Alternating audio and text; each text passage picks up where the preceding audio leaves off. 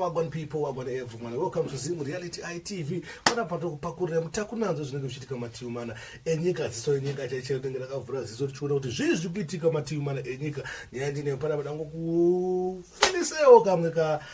kandina kosoka DJ Towers Mambo ndino chadzo kuti maya vari kunyeya Prophet Passion Java ende hapana peace pakati pa Prophet Passion Java na Mambo ndini na DJ Towers ende vanosununguka kunyeya so kuri kuti Passion Java fananga ari kupisa ndike mbozo kwada vamwe varumwe vachiti pese pavanosangana vakwanisa kutaura nyaya dzavo dzisina Passion Java kuda kuti tskwibidi anenge achipisa tskwibidi anenge achita zvinhu zvese zvinenge zvichinaka saka ndo nyaya dzada ndikuratidze panapa ndikuudzewo muzvione zvinenge zvichiitika weyo kunzona ukumbira regero bari mwari pepeka Mwari pepe ndaichitsvaga mandoni ndokwanisa kutuka Passion but ini ndina nokumbira urege kuti Mwari musazoita kuti Passion azozviuraya nedepression because mukoma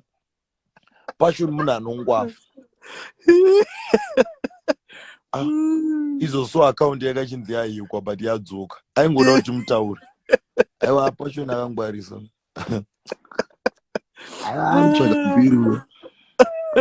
Anjalambiri. Inini mnozoti Mambo ndini ka boss ndodambiri but andilevule.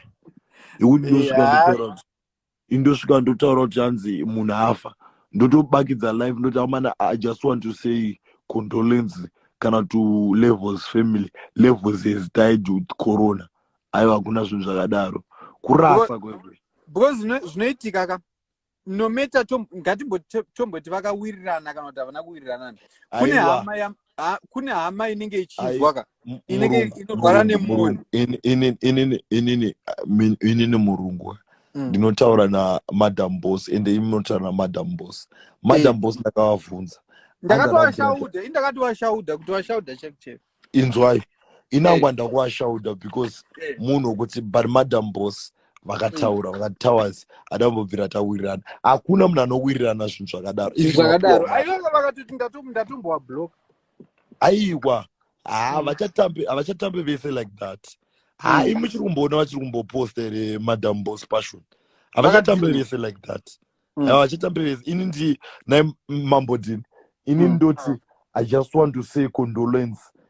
to inonzi 1242 family Mambo ndini afa neCovid ende tarisai so many if you look at our cabinet yenyika yakafa neCovid mfano yanofana kubanwa munyika yanonzi Passion kumbobanwa napresident because ari kutamba nezvimwe zvinhu imi do you know that Covid yakadonedza magamba edu anana SB ari kutamba nemajokes here kana even munozarika kuti munozati uya mufesi uyaka munhu kuti ari kupfura pastate house akapfeka camouflage ndo zvaari kuita zvizvi ndanda kuti ende 2 inangwa andiwirirani naye Olinda but Olinda akayasotaura mapoints ina always check akataura kuti kune hama dzedu dzakafa neCovid mukoma takarasikirwa nevanhu neCovid zvokuti kutamba nezvinhu zvakadaro inotamba nezvimwe anditambe nezvinhu zvokuti I can talk about HIV because HIV so many people vari pachirongwa I can talk about HIV kuti guys let's get tested and to know our status so that tinokwanisa kumwa mapirisi kana utinwa mapirisi imwa mapirisi but don't tell kana kuti ini Mambo ndini indakarwara neHIV I cannot tell you because munokwanisa kuzotaura munokwanisa kurwadzwa mukorera kufanira muti apa Towers nezira rake ka why ane HIV Fantana anotorawo nyaya oudzawo Riberi audza Levels ndopazozofamba zvotenderera because we need to respect those issues zvakaita kunge corona HIV zvinhu zviri sensitive kuti zvitaura but makaona panapa tichiti because munoona zvinoitika inini hangu handinoda kunyepera ndine zvimwe zvinhu zvokuti besides kuti inini ukaona munhu ari kuzviti prophet inini hangu ndoona munhu akaita kunge alright mina ndimbotaura ndotora example dei anga achinzi ndiprofeti ukaona uchinzi ndiprofeti achitaura kuti Towers ane face ine mashowers profit anowanzira vanhu hakuna profit akadaro ukuthi imi munorespecta prophet makandiwo prophet makandiwo achitoti iwe zimino renge tsvibidi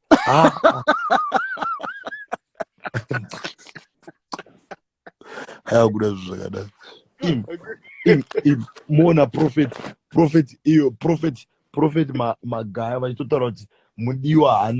haana kana kuti hairline iwo anowanza kamufesi uya anenge achiwanzirana namudiwa apa vana mudiwa vanenge vanaye inam just want to talk about nyaya kuti mufesi uyo aka zvimwe zvaanotaura ka zvinhu zvokuti you need to know zvaari kutaura isusu totaura nekuti tichiona internet because unoona ini langu handirambe fesi nemashowers ndinayo hameno rona rungosoftwa passion anzokutengera mota iye akatengera mugwenje anonzani uzvaviro wakasvika mugwenje urutonetsawo zvakewo mugwenje urutonetsawo zvakewo okuti akazonyeberwa nzi hanzi international munoziva kuti epaton akazoiswa vhidhiyo ichinzi international movement amabenzi enge akakweretwa makastle akanzi abude nebenzi I think benzi yairi maweth 25 27 somewhere there ndakuzona kumfana ane benzi ye2000 kozvifamba sei chibenzi chekudharadhara benzi yaya haina kana ndakatomutengera Honda Fit yashamisika anga pana tabaya iribongo right ndofunga mangozvi nzwira omega kuti vakomana havachagoni kuti mbotaurawo nyaya dzavo dzisina prophet passion java havachazvigoni havachazvikwanisi vanongoti pese pavanosangana chanofanira kuita zvaprofet passion java ende vanoramba vachimusimudzira vanoramba vachimuendesa kumberi anenge atoti mabig fan aprofet passion java but anenge ati mabig fan in disguise chaasingati kubvuma chete kuti passion java muriti mudhara but atonga vachimgoita sei vachiita sevari kungombiga kuti kwakutaura nezvake always pese patongoona live inenge ina